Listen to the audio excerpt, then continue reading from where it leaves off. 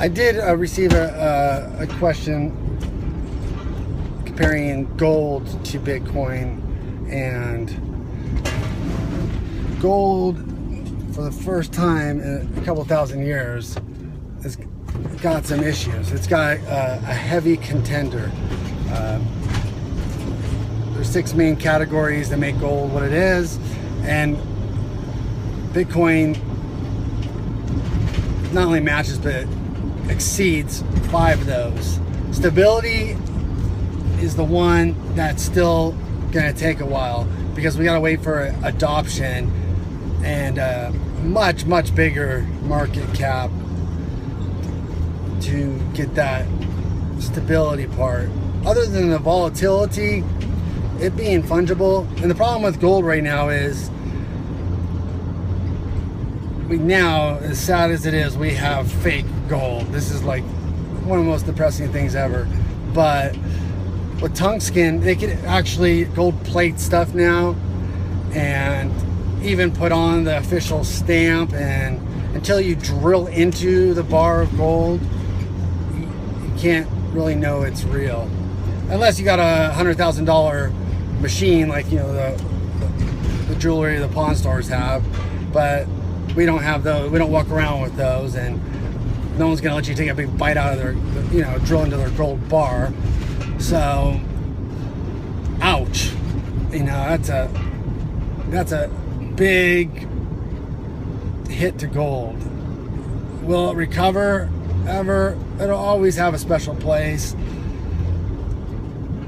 But knowing that you can look into a vault full of bars and it could be fake, I mean, how do you, I mean, you gotta take trust to even a higher level than before. So, you know, sporadic audits, I don't know, you know, gold is just awful. The secret with gold is, the problem with gold that you won't hear is it's all in the fees. No matter what it is, there are mass fees always attached.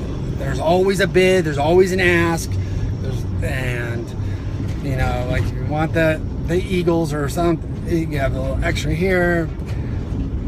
Forget about storing it and babysitting it and slicing off a little chunk for, you know, to buy a dinner. That's not happening.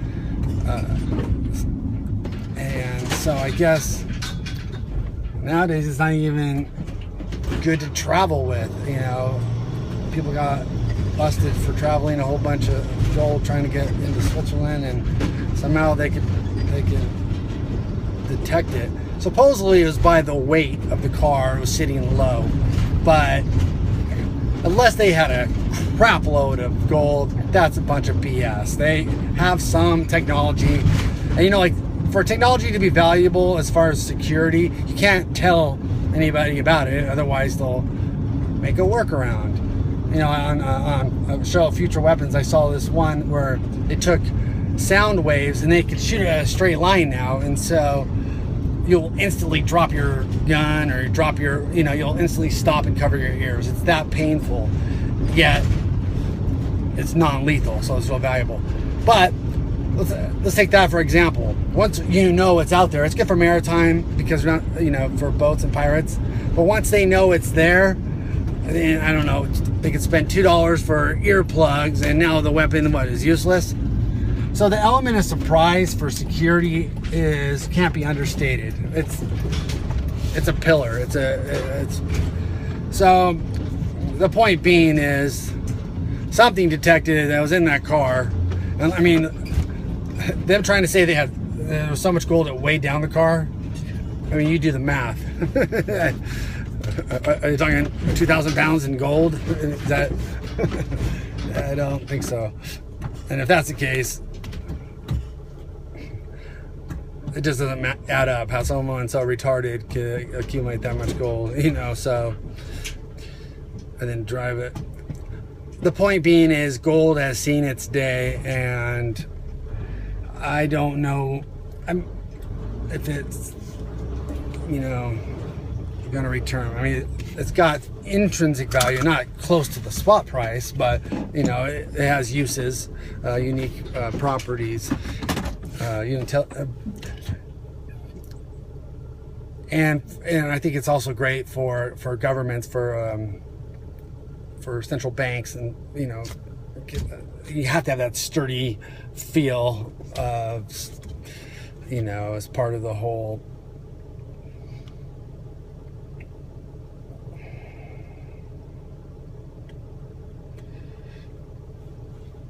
Yeah, I'll just leave it at that. I don't even know what to say from there. But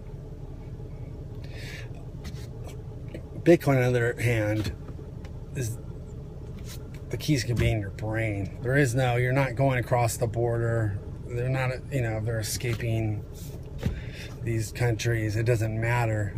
Wherever they go, it's good to go. And divisible, fungible. In other words, each Bitcoin is worth it. There's a company out there where you could buy freshly minted coins, because obviously there's coins that are made too, and it's very popular. And in reading in that, some of the people like, why, when they just use the Litecoin system to get around that, they don't really want anyone to know that there's a way to do it, I guess. Maybe I shouldn't even be saying, I don't know, but you could buy freshly minted, history-free Bitcoins to someone that's even more value. It might be good value in the fact that they're collectible and hard to get. But other than that, every Bitcoin's worth the exact same amount. You know, just like every dollar bill. If you have a ripped dollar in your wallet and one that's not ripped, you can still buy the same amount of Big Macs.